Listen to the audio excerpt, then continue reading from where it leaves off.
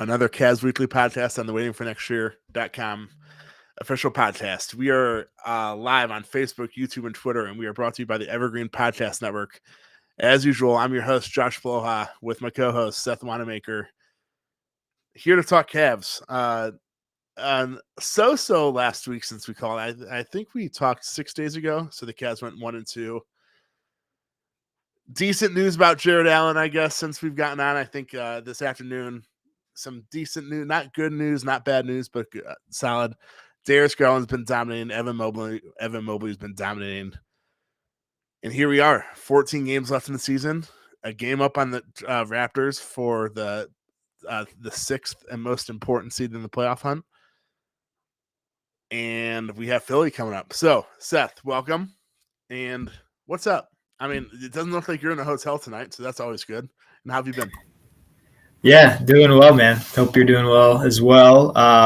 Not in the Marriott, so not earning points tonight. Didn't get my royalty check from Marriott, by the way, which I found is strange. I've referenced them multiple times at this podcast, so whenever they're ready to hook me up, that'd be great. Doing good. Like you said, 1-2 since last time we talked. We knew that they had a tough road ahead. I mean, at Miami, at Chicago, home against the Clippers. It's a tough 3-game stretch, all without some big guys. So to your point earlier, I'm clinging on to that Jared Allen news. Like, we haven't had a lot of good news from an injury standpoint. Finally got LeVert back, which has been awesome.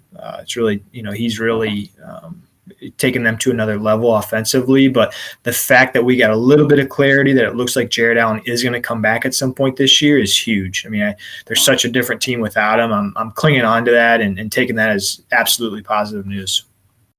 And as far as the news goes, Chris Haynes of Yahoo Sports reported probably a few hours ago now of this taping that Jared Allen will not need surgery on his broken middle finger on his non-shooting left hand. And the Cavs are optimistic that he will be back for the playoffs, which will start probably around a month from now because the Cavs regular season finale is April 10th. So, hey, I mean, he would be a huge addition. We all know that. He's one of the Cavs 2 All-Stars. So the earlier he comes back, the better. I just hope they don't rush him back and he doesn't rush back because, as we said multiple times, next season is the most important season. This season's all about experience. So I just hope he doesn't rush back. But I try to trust Cleveland's injury diagnoses. And yeah, I mean, if he comes back, that's huge for this team, like you said. So let's get into the last 3 games, I guess. At Miami, at Chicago for last Friday, Saturday. I was hoping they'd go 1-1. I expected them to lose in Miami just because Miami's the number 1 seed in the East. Was hoping they'd squeeze one out somehow, find a way to win in Chicago. But it's just, this team has, especially without Caris LeVert and up until last night, this team struggles offensively. I mean, Darius Garland's going to get his and Evan Mobley's going to get his. But, like, besides those two, they struggle to create their own shot. You just need, like, one guy to go off, I guess. And if, like, they don't have a third guy, then it is what it is. And, I mean, like, it was, like, I guess it was expected without Jared Allen that they were going to go 0-2 in that stretch. But I would have loved for them to squeak one of those out somehow. Yeah, even Garland's shot kind of left him a little bit, with that stretch of games. So I know Garland was, I think, 4 of 17 against Miami, had 7 turnovers. That was a tough one for him. And then coming back in Chicago, he had a better night. I mean, he's dishing out assists like crazy right now. But I think even against Chicago, he had a subpar shooting night, 9 of 24. So, yeah, we were talking about in the Discord, if you don't get a big game from Love or Osman right now, if you're not getting 20-plus from at least one of those guys, man, it's hard to win. Cavs scored 91 against Chicago. You're not going to win really any NBA basketball game scoring 91 points. But the one great thing, and you called it, I think, last week and even the week prior, was Mobley's, I won't say emergence because he's done it all year, but, man, Mobley has taken an absolute leap without Allen. I was a little skeptical. We've talked a lot about his ability to screen a guy. He's doing a little bit more of it. The past couple of games, he's making a little bit more contact. He's taking the 5-man responsibility on a little bit more. Wanted to share, I think I posted this on Twitter too, but in Evan Mobley's last 5 games, he's averaging 21.6 a game, 10.8 rebounds, almost 2 blocks, and almost 2 steals per game in his last 5. A couple of those with Jared Allen, a couple of those without. So, yeah, up and down last 3 games. They needed overtime, their first overtime game of the season, to beat the Clippers just last night, which was a tough watch. But luckily, Garland got hot at the right time, made some big shots, and LeVert really came up. I think the one thing about the Clipper game was Isaac Okoro. 25-5. He put his head down. It was just a Mack truck getting into the paint. A couple of and ones. He just looked so confident out there.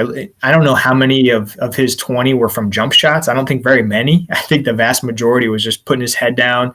He looks like a mini LeBron out there at times. Like, he's so physically built. Whoa. It's incredible.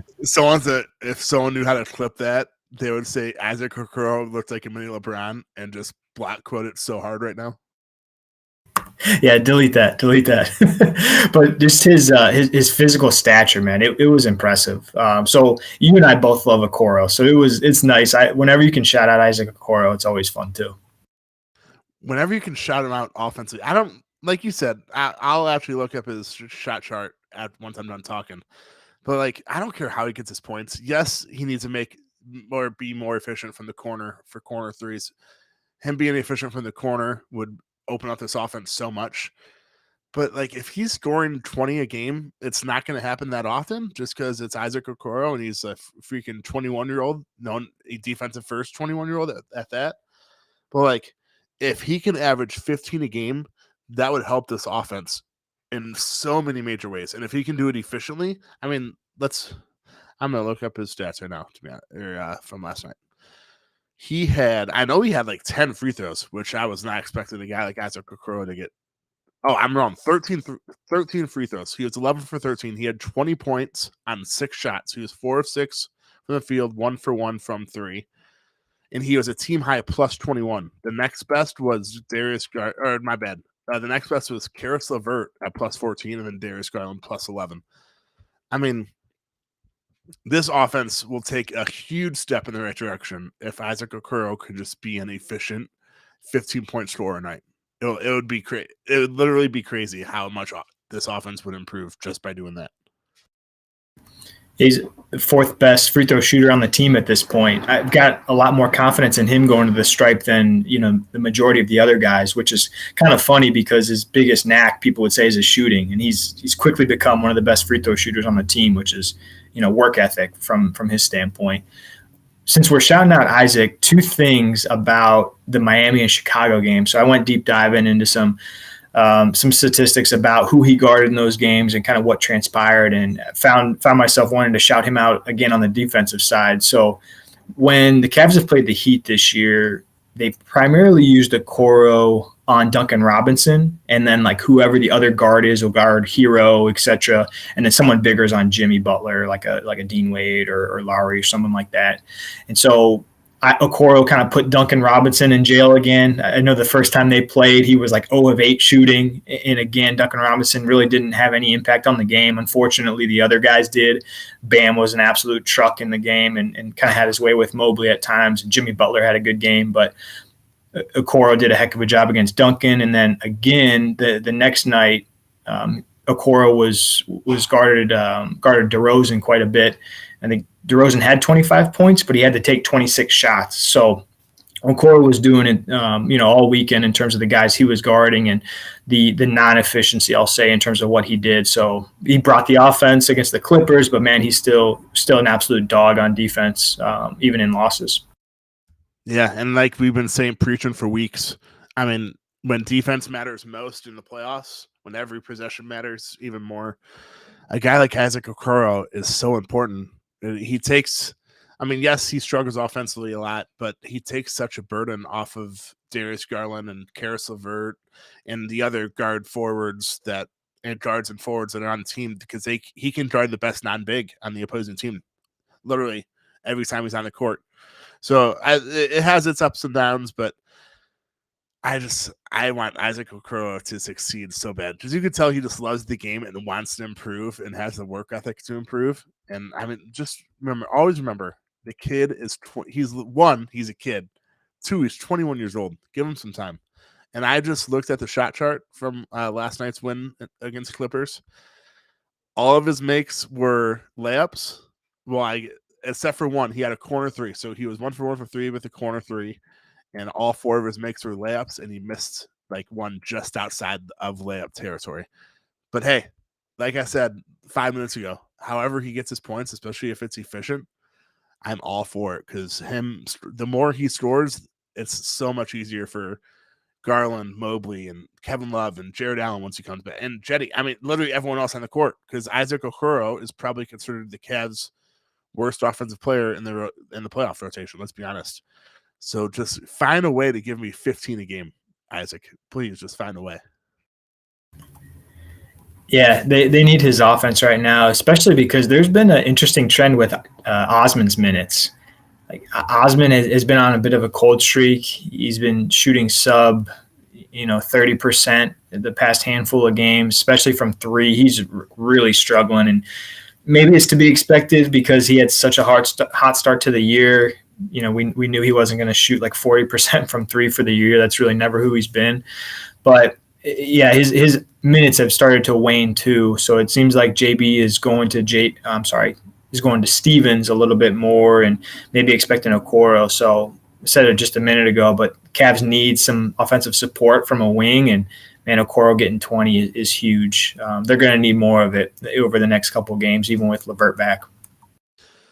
Once the playoff, well, actually down the stretch, and once the playoffs come around, the Cavs probably need to get. I'm just trying to do some quick math. If they could get 20 points from Isaac Okoro and Jetty combined, I think they would take that, because that means probably like 13 and 14 from one guy, and 6 or 7 from another guy. And I'll take that, because then we can talk about this in a few weeks once the playoffs start. But that would be huge, because then you're expecting Darius Garland and Evan Mobley to combine for like 40-ish. So that puts you up to 60. Then you have Kevin Love and hopefully Jared Allen. I don't know. I'm just overthinking probably. But yeah, you do bring up a good point, though, with Jetty and Lamar Stevens. Jetty is more of a three-point shooter, obviously. That has become his role this season. He takes a lot of threes and not too many twos. Lamar Stevens is like, I don't want to say like Isaac Okoro light, but he's a defense-first guy that brings the energy, brings the toughness. Doesn't really bring much offensively outside of 5 feet. He can knock down a 3 every now and then, but I wouldn't trust him to do that. So, but then I don't know. Like I don't know. Jetty Osman, maybe he's struggling because Jared Allen's not on the floor setting screens. I don't watch too much off ball, but maybe he gets a lot of screen sets from Jared. I don't know.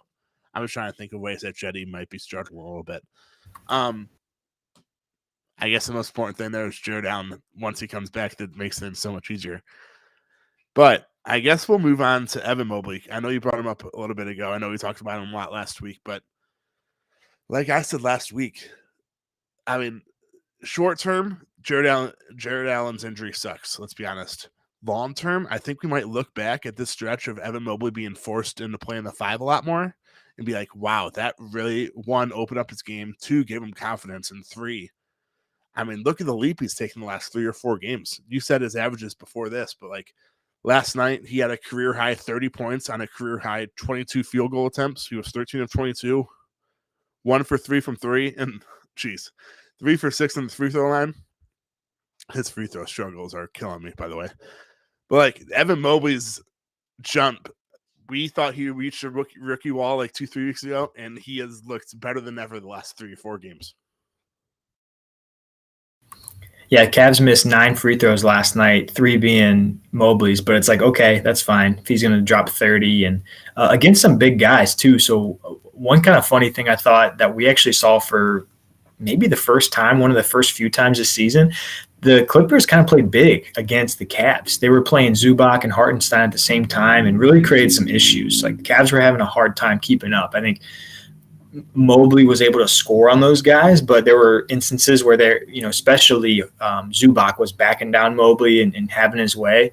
But yeah, I mean, 30 points, 6 rebounds, and I was trying to describe the way he's scoring right now. Like, of course, he's got like his little turnaround, which is just a beautiful shot. And it's going to be impossible to block, kind of like Durant is. Hopefully, eventually, like you just can't block it. He's just too high on his release.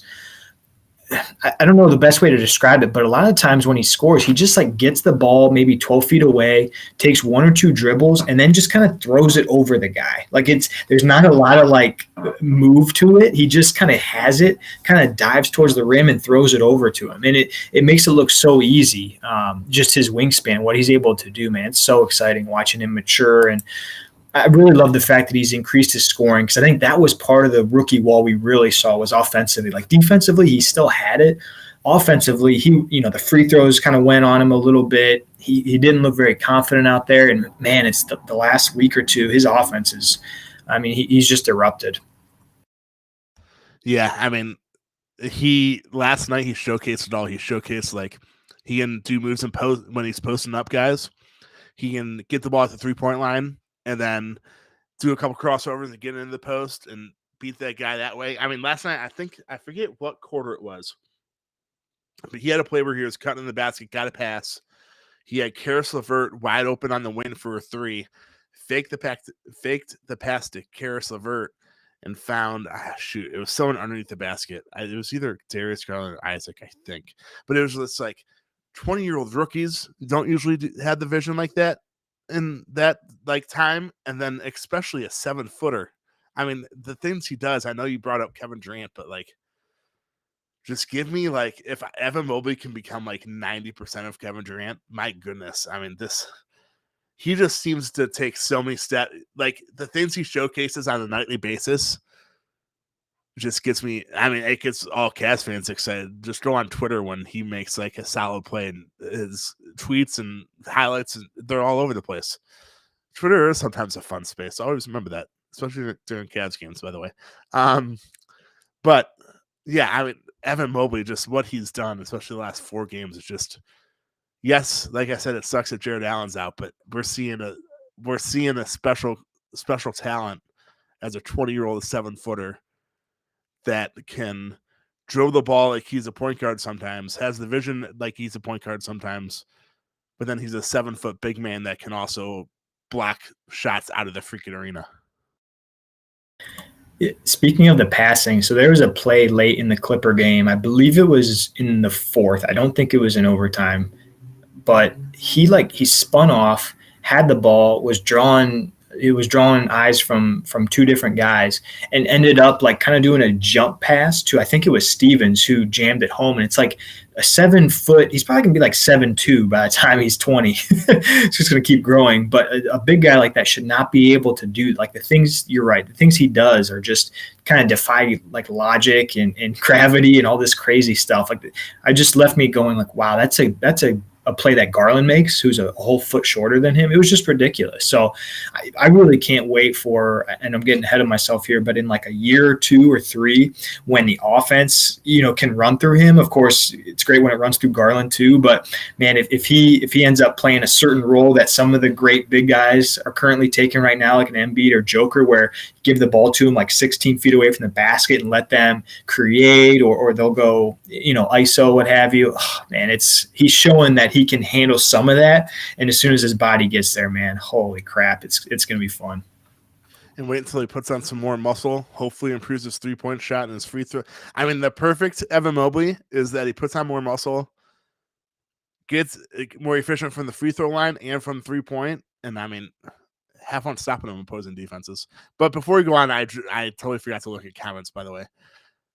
Oh, okay. There we go. Sorry, we're using we're using Restream now instead of StreamYard, so it took a minute. Scott Cordick from YouTube said, "I know you compared Isaac Okoro to LeBron in your little black quote there. He said he looks like a younger Jimmy Butler than mini LeBron. Hey, if Isaac Okoro can become like 70% of what Jimmy Butler is, I'm all in." Yeah. He's got that same body type. Yeah, you're right. I mean, he's just physically like shoulders and arms, and man, yeah, Jimmy's like absolute ceiling. Incredible. All right, just had to get that in there. I didn't want to ignore Scott for nicely commenting. And by the way, if you're listening to us live, please give us some good comments, both to stress and show them and all that good stuff. So we talked about Evan Mobley, Jared Allen. Darius Garland, yeah, he struggled in Miami. I think he struggled in Miami, still put up like 20-some points, quite a bit of assists. But like the things Evan Mobley steals the show with his offensive ability. Brandon Goodwin steals the show with his freaking block last night, by the way. Holy cow. But just Darius Garland on a nightly basis. I mean, he has the key. He is the key to this offense. We know that he has the keys to the offense. And just like some of the things he does too. I mean, he had like a step back last night. I was like, holy cow, Darius, where did that come from? Just the steps he's taken this year. Same with Evan Mobley is incredible. And it's so exciting for now and for the future.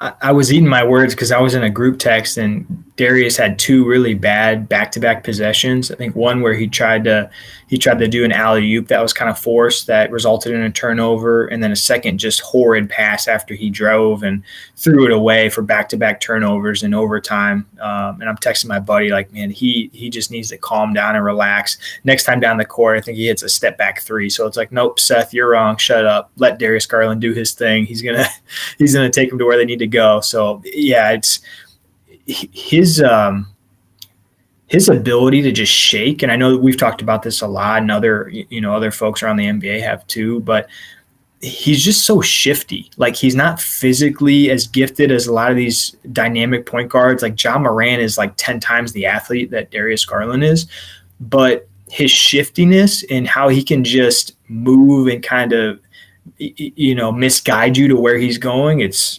truly, inspiring to see what he's able to do with his body type. Like, I love guys that are kind of play above what they are physically. And man, he's one of them. Like, he's so crafty. He almost has that, like, skill wise, he's up there, right? Like, some guys are just all power and brute force. His skill is just off the charts. It's unbelievable. Yeah.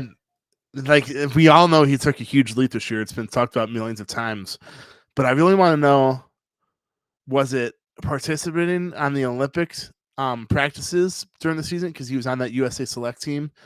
Was it – I mean, we all know Ricky Rubio, how important he was to this team, not only on the court in games, but, I mean, it's very clear that he played a huge part in Darius Garland's rise to what he is this season. I mean, it's just – I would love to know – I would love to ask Darius – what helped him so much, or was it a combination of Darius Garland being part of the Olympic practices and practicing with all those big guys? Well, not big guys, but some of the best players in the world, and even Rajon Rondo. I mean, we hate on Rajon Rondo a lot, but it's clear that he's the sort of veteran that's going to help Darius Garland too. I don't know. We can discuss this on another pod. So I guess we're doing like a weekly recap sort of thing, but like Darius Garland's leap, Evan Mobley's leap. We talk about Kevin Love all the time, his resurgence from, hey, when are they going to buy him out? To, I mean, Tyler Hero from Miami probably has a Sixth Man of the Year award locked up because he's a sixth man, but he plays starters minutes. So he's obviously going to have better stats than Kevin Love, but that conversation's for another day. I don't know. It's just, there's so many, like I think I said this last week, the Cavs could literally lose out the rest of the season, and I would still be so excited for next season. And even have to shout out Dylan Windler. So he's been with the Cleveland Charge for a long time now. They wanted him to obviously get some shots up, get some playing time. He came in against the Clippers and really gave him a boost. Like, I don't even think he scored, but just defensively, he was kind of all over the place, running around, had a couple of big rebounds. He's a great rebounder as like a 2-3 guy. Like, he's so lengthy, and even want to shout him out. But yeah, going back to your point of like, we want to do a weekly recap, and then we continue to say like the most important thing is the emergence and the steps forward they're taking. So I love that we keep going back to the well and talking about what these guys do week in, week out, because that's going to ultimately be how successful this team is what the player development looks like. And man, thinking of where they were a couple years ago and how they preach player development. And it's like, to me, I was like deaf ears, to be honest. It's like, yeah, sure, you just got to draft the right guy. Who cares about player development? But man, they have me as a believer in terms of player development. Like, it's so evident what they've done in terms of player development over the past 2 years. player development, and thank goodness for the Houston Rockets. Yes, Kevin Porter Jr., that trade looks bad at times, that the Cavs traded him away for nothing. But like, Houston Rockets had a chance to get Jared Allen in the trade that sent James Harden to Brooklyn. They passed, and he somehow Kobe Altman and the Cavs swooped in and got one of the best centers in the league. And then Jalen Green, yes, he's really good, but he's not like a generational talent like Evan Mobley. So them passing on Jared Allen and Evan Mobley was literally franchise changing for the Cavs. So thank you, Houston. We appreciate that. And then, yeah, I just can't say too many positive words on Evan Mobley and Darius Garland because they are the future of this wine and gold team, and that's why the future is so bright. I mean, the ceiling, I don't think there's a ceiling right now when it comes to that pair, honestly. The ceiling does not exist. You know what I really like about the pairing too is that both of those guys kind of have like their foundation on one side of the ball. Like I think it's safe to say that Darius Garland's foundation is offense, creating for his teammates, and then Mobley's obviously is defense, where people are projecting him to be like an all-pro defensive type player, defensive player of the year player. So I love that they're contrasting in that way a little bit versus having two guys that are defensive minded that look incredible, or two on offense. I love that, that they're kind of on both sides of the court there. I know. I just got a Twitter update. As we're recording this, the Nets are currently up on the Magic, 86-56 at halftime. Kyrie Irving has 41 at half. So that's always fun, speaking of point guard play. But back to the Cavs, most importantly. Dylan Windler. Someone asked that. I know a lot of us are questioning why he came into the game last night because he hasn't been playing. He's been playing with the Chargers, not the Cavs. But he provided a spark. It wasn't even offensively, it was defensively, which I would have never expected. Dylan Windler, defensive spark, really? But, I mean, he was a big reason why the Cavs came back. They were down in the third quarter. They came back, forced overtime, and then somehow covered the 7.5-point spread in overtime and won by 9, 120-111. It wasn't one of the must-win games, but given the stretch, they had to beat the Clippers team, especially without Reggie Jackson and a couple other guys. And speaking of Clippers, they have the Toronto Raptors, I think, tomorrow night. So we are huge Clippers fans tomorrow night. But we'll get into that in a little bit, the storyboard watching. But yeah, last night was a huge win. I mean, first overtime game of the season. They somehow covered the spread in overtime. Because let's be honest, if they lost last night, things could be looking pretty ugly. I mean, they have Philly tomorrow night, and then I think Denver the Friday night, I think it is. Speaking of Evan Mobley in this upcoming schedule, Evan Mobley since Jared Allen's out, Evan Mobley is now tasked with Joel Embiid and Nikola Jokic back-to-back games. I mean, rookie, good luck. Maybe dramatic here, but like I'm legitimately a little bit nervous just for like his health and his body. The next two, I mean, those are two like absolute tanks coming at you. They both love drawing contact, and I'm very intrigued to see what JB is going to do in terms of, does newcomer Moses Brown eat some minutes? Do they deploy Ed Davis, or are they going to say, Mobley, go get this guy for 30 plus minutes a night? It's going to be wild. The one thing you literally took the words out of my mouth. I was going to jump in and say, thank gosh they did win that Clipper game, because the stretch they're in, obviously they lost 2 before last night's game. And then to your point, they got the 76ers, which have proved to be a very tough matchup for the Cavs, even at, relative full strength and with health.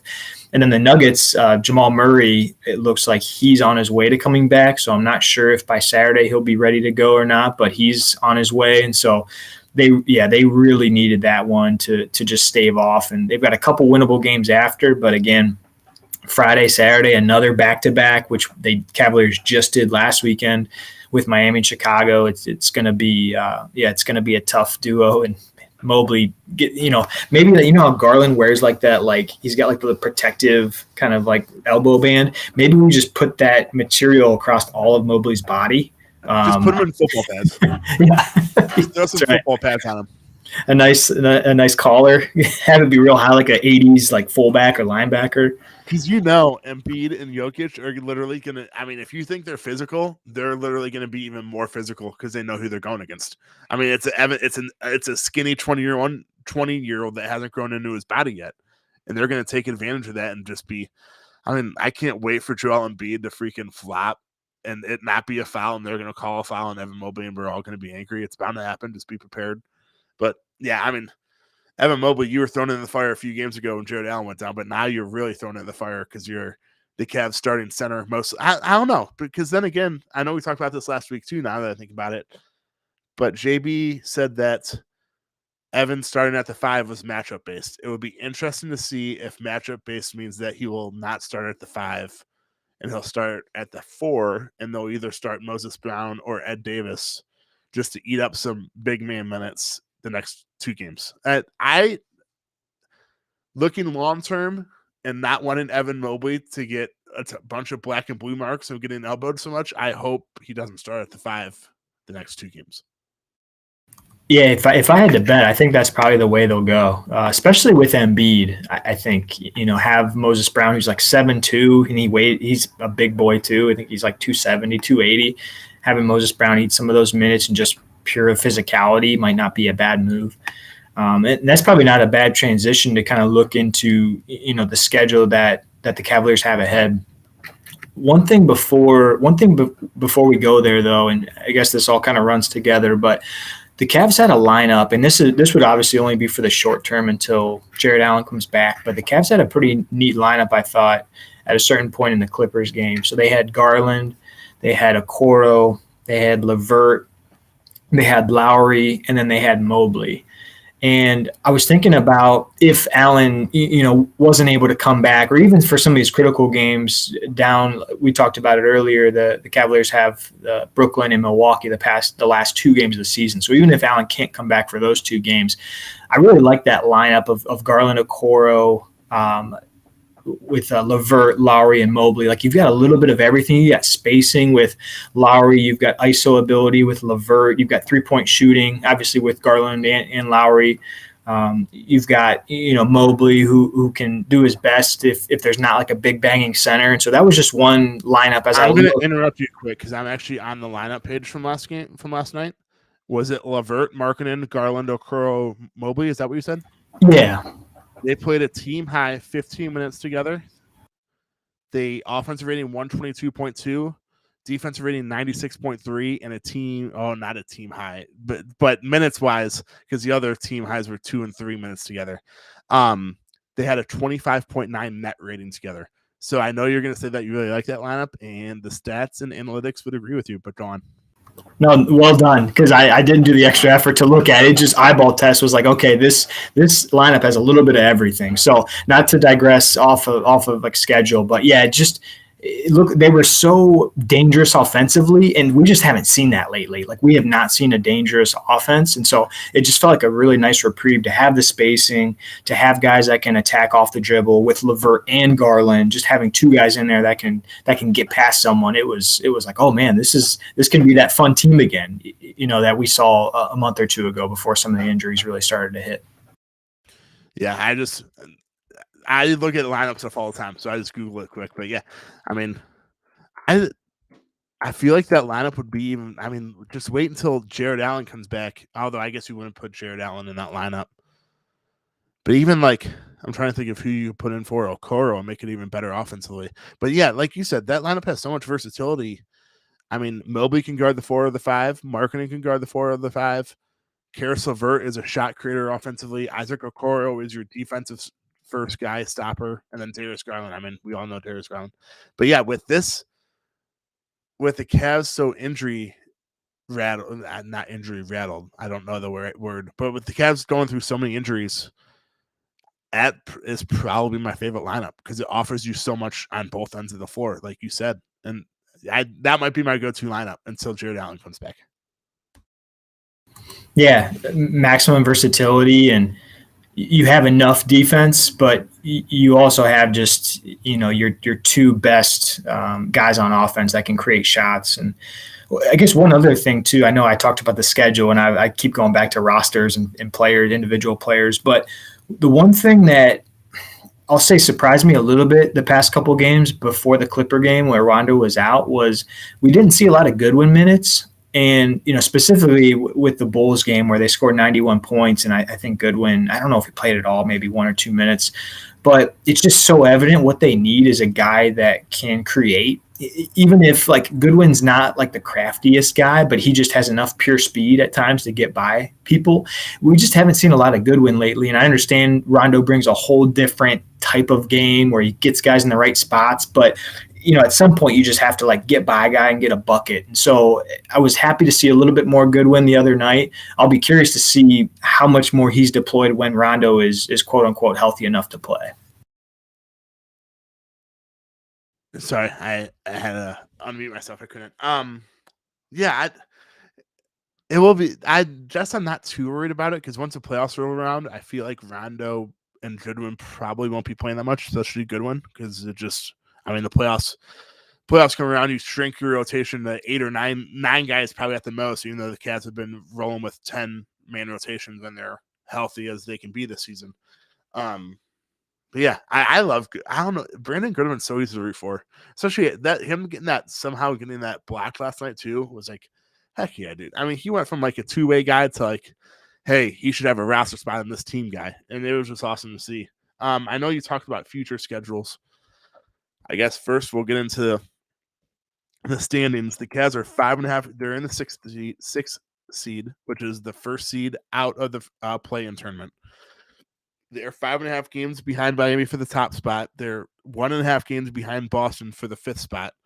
But most importantly, they're only 1 game ahead of Toronto for the 7th seed, which is the play-in. 7th seed is the start of the play-in tournament.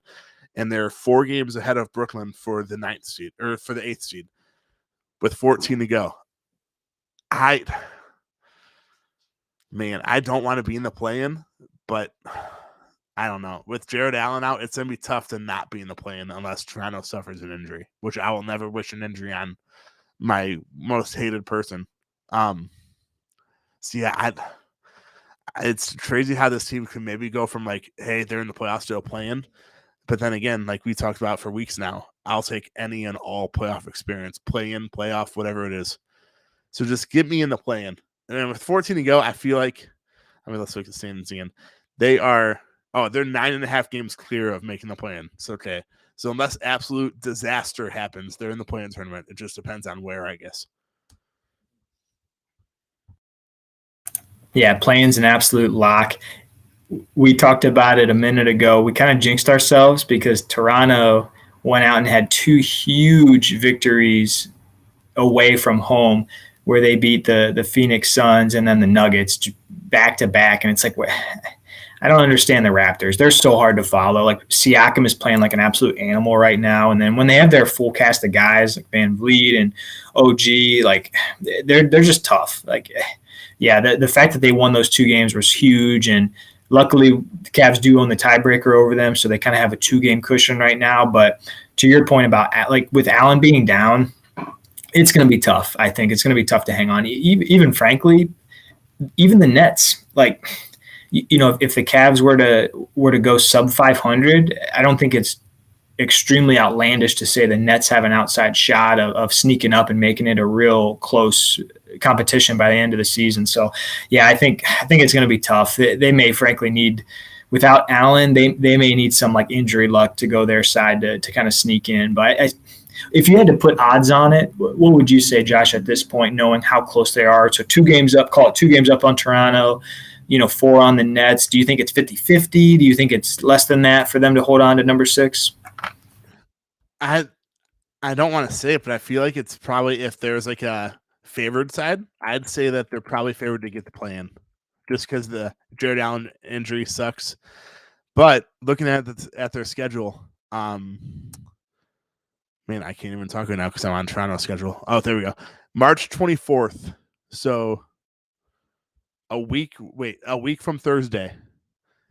The Cavs probably their biggest game of the season, at least the rest of the season, home against Toronto. That game, if you win, you go up I mean, it's a difference of 2 games, basically. If you win, say if the standings are like they are now, instead of being a game up on Toronto, you're up 2 games, and with the tiebreaker, you're up 3. Or if you lose, you're tied. So it's like a 2-game switch. That game is beyond huge. I mean, let's just hope that no one else gets hurt for the Cavs. And let's hope that without looking at Toronto, actually, I'll look at their schedule. They play Monday, off Tuesday, Wednesday, and then in Cleveland Thursday. So it's not a back-to-back or anything. But yeah, that game is beyond huge for the play-in tournament as the play-in tournament goes.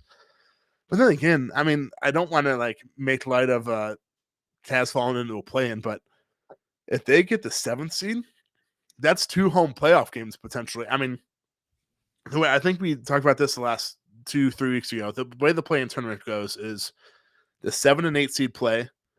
The winner is the 7th seed. The 8th seed or the loser plays the winner of the 10 and 11 game at home. So the 7-8 seed, they have 2 chances to win 1 game. I feel like, I mean, if the Cavs were the 7th seed, imagine 2 winner go home playoff games in Cleveland.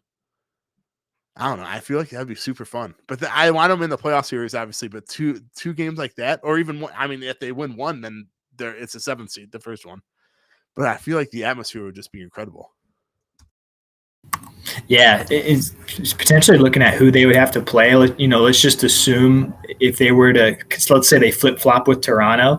And so, it would potentially be Cavs versus Brooklyn in Cleveland, which would be fun for a few reasons. Maybe not fun, but kind of fun with a few storylines there. And then you play winner of Atlanta, Charlotte. And if Allen's back, I don't hate the Cavs' chances against either of those 2 teams. Obviously, Brooklyn is going to be a monster, but playing against the Hawks or the Hornets, not to look too far ahead, I know I am right now, but I'd say puncher's chance at very minimum, if not, should be favored. I mean, you're at home.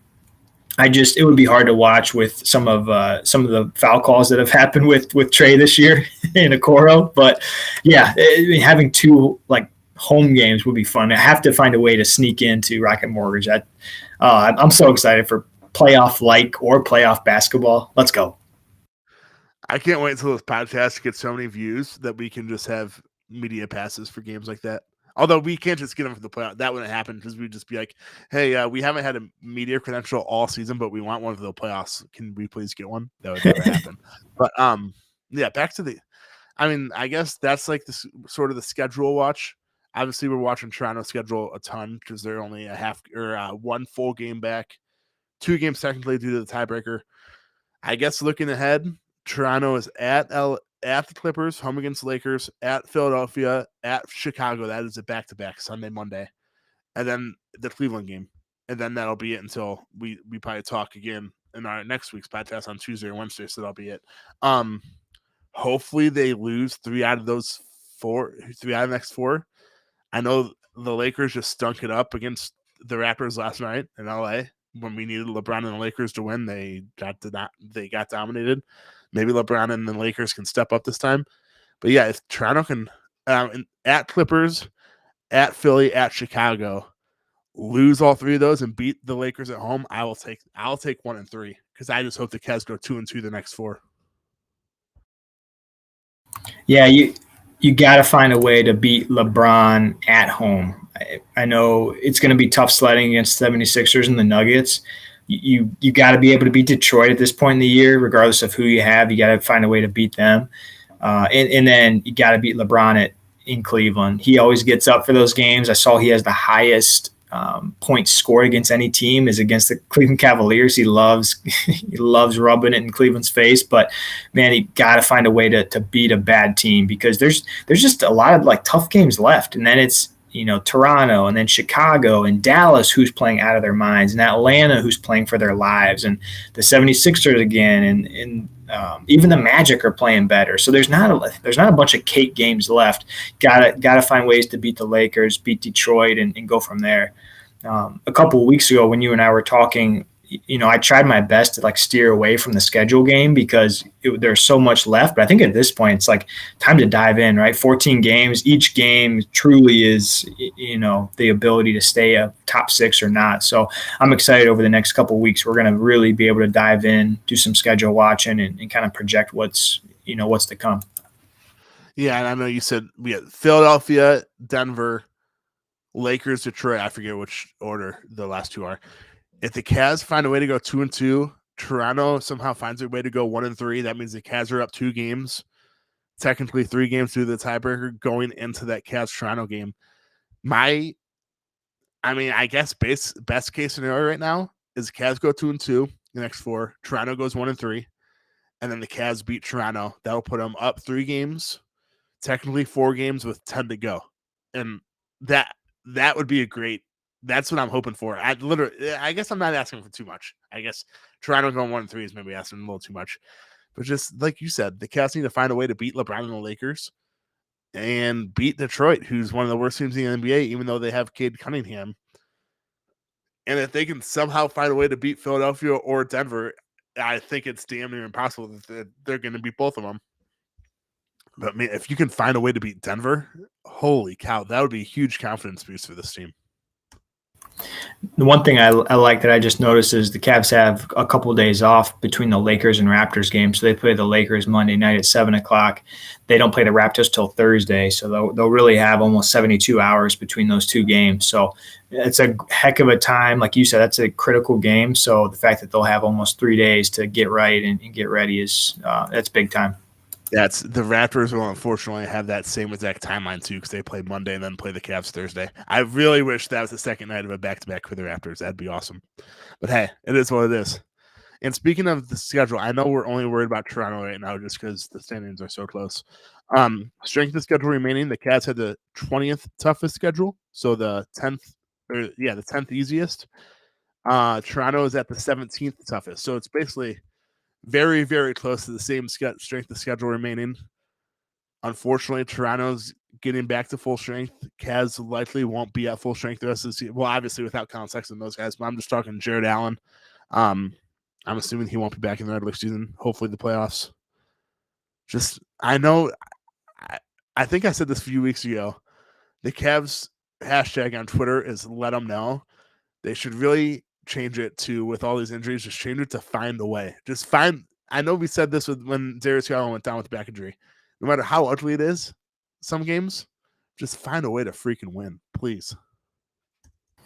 Yeah, no win is bad at this point. Like we're so far past like the bad, ugly win point in the season. Like that kind of happened in January when Rubio first went out, and it's like, man, they're just not winning like they used to. I wish they could get back to their old ways.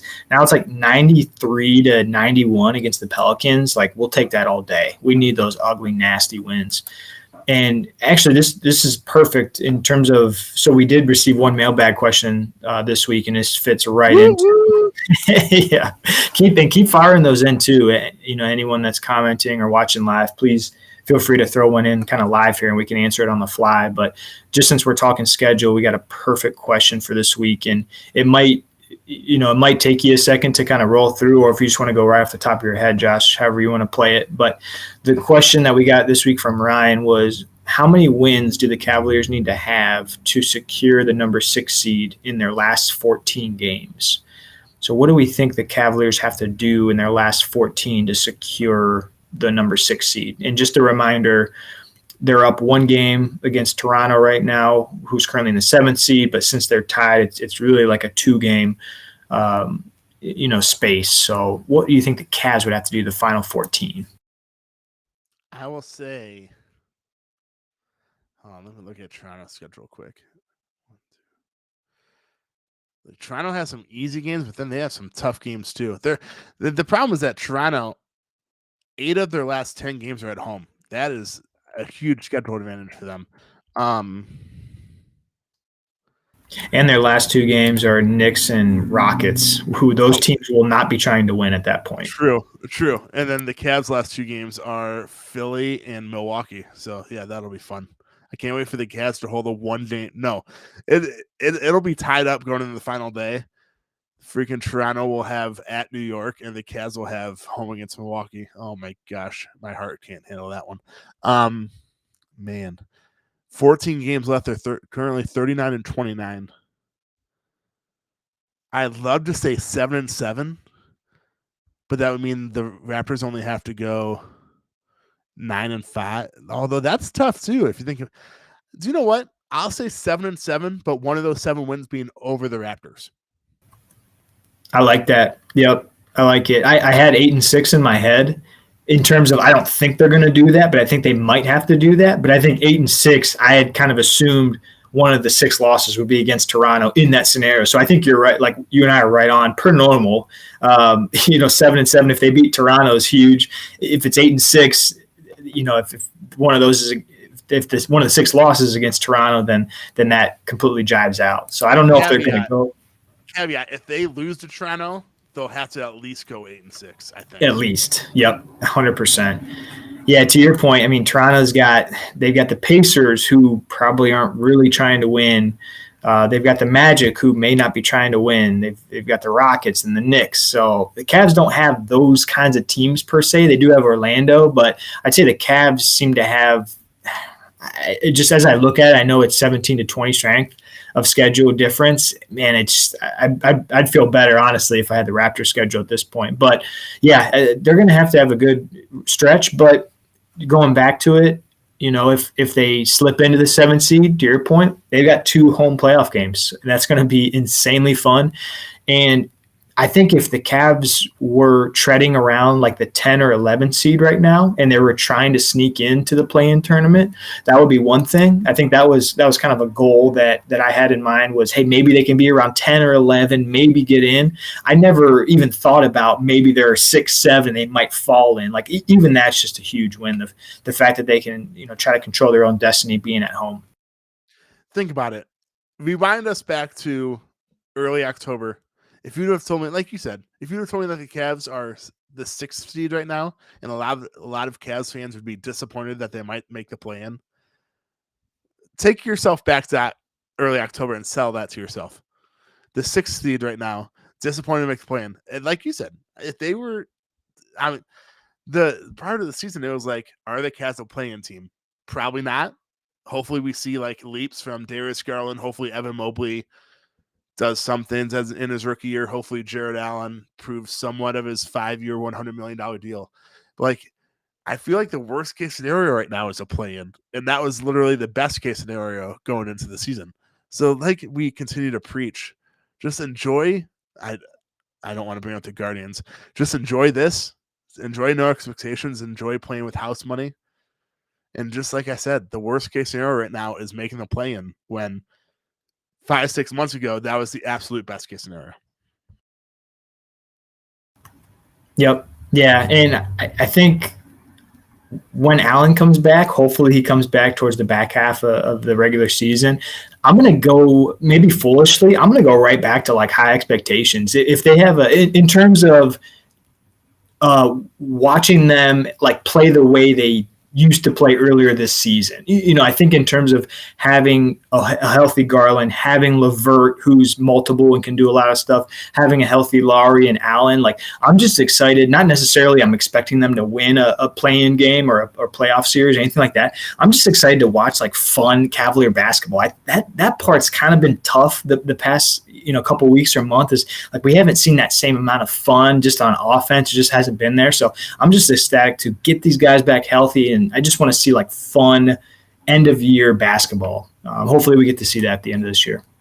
Yeah, and I also want to see like how this team performs in the playoffs. I mean, let's be honest, everyone besides Kevin Love, I'm trying to go through the roster quick. Has anyone else even been played in a playoff game? Jared Allen maybe with Brooklyn. I don't know if Brooklyn made the playoffs when he was in Brooklyn. But besides that, I mean, we all know Darius hasn't. Isaac hasn't because they've been with the Cavs. I don't think Lowry has. Yeah, I mean, they're professional athletes, so we don't really think of them as like people like us. But they're going to have some nerves in the playoffs, whether it's a play-in or the playoffs. I just want to see how this team performs in the playoffs. JB and the rest of the team. Just, I don't want to fast forward the next 4 weeks, especially because it's March Madness time, but I'm really excited for the playoffs and Cavs basketball in the playoffs. You just hit on something I really like there. I'm typically so focused on players and how they perform and in that moment what they're going to look like. But I think JB and like what he's gonna do. I mean, this is like the first time he's leading a team for Cleveland in the playoffs, and to see how he's gonna kind of break down X's and O's, and I think it's gonna be really fun to see how he specifically, if they do land in the play-in, like there's so much strategy behind a one game like winner take all game. It's gonna be fun to see what JB does. Yeah, I mean, a 7-game series, we all know like it's tough to beat a team that's better than you in a 7-game series. Just because it's a 7-game series. I mean, March Madness, I know I just brought this up. March Madness is fun because it's literally a bunch of one-game series. And if a team that Cinderella story is having a good shooting game and the number one seed's having a bad shooting game, that Cinderella story is going to win. In a 7-game series, they sort of even out. The better seed or the better team wins a lot of the time, especially in 2016 when the Cavs are down 3-1. What was I thinking? But yeah, in a one-game series, though, I mean, yeah, we've been talking about Brooklyn possibly making them play in. If the Cavs are hot and Brooklyn's struggling, it's the NBA. You can beat anyone in a one-game series.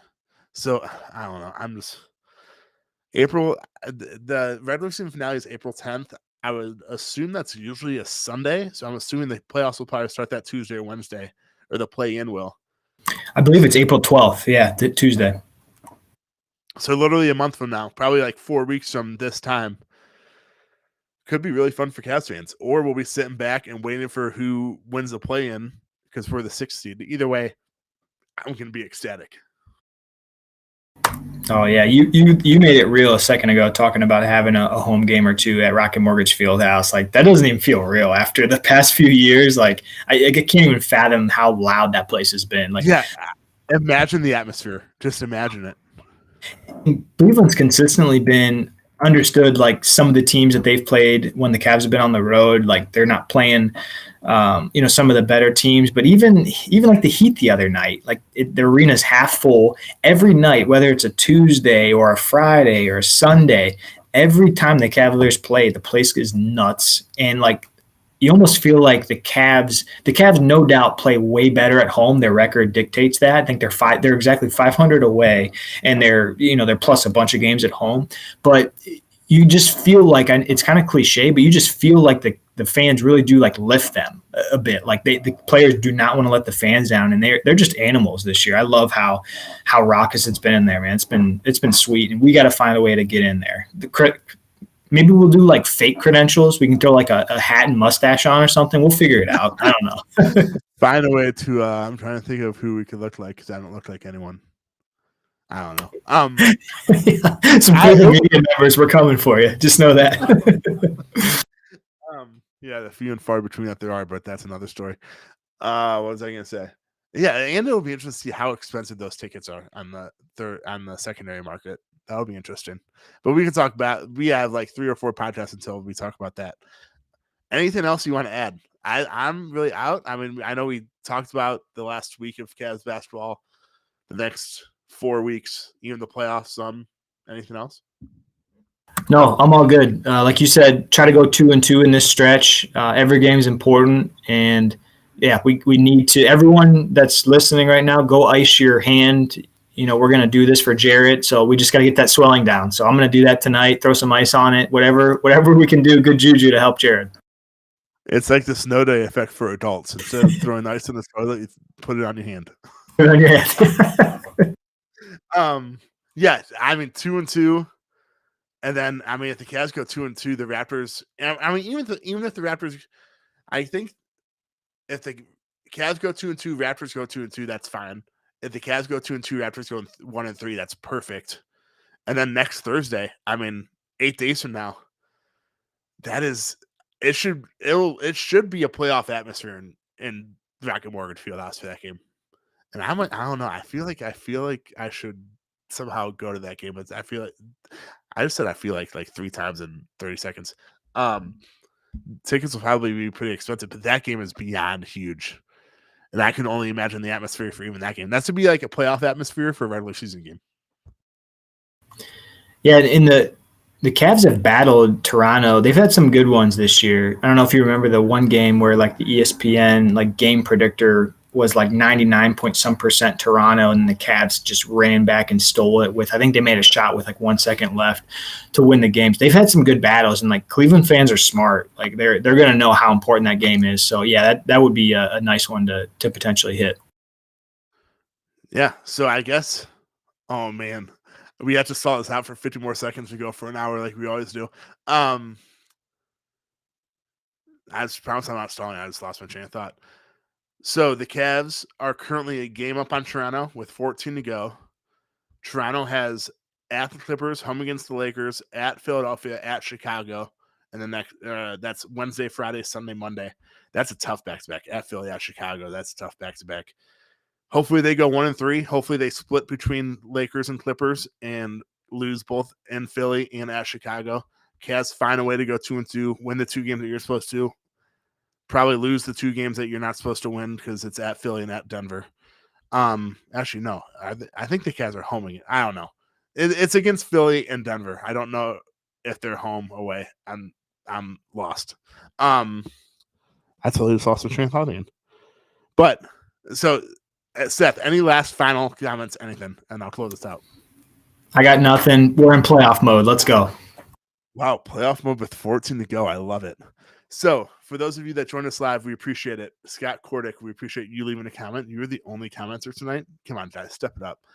For those of you listening to our podcast, wherever you listen to your podcast, we appreciate you as well. And just let's hope the Cavs stay as healthy as possible the rest of the way. Go hopefully at least 2-2 the next week or so. And we will be back with the Cavs play Monday, Thursday. So we will be back with you either Tuesday or Wednesday of next week. And I guess enjoy St. Patrick's Day on Thursday. Please stay safe and enjoy the first few days of March Madness and the greatest basketball time of the year. Go Cavs.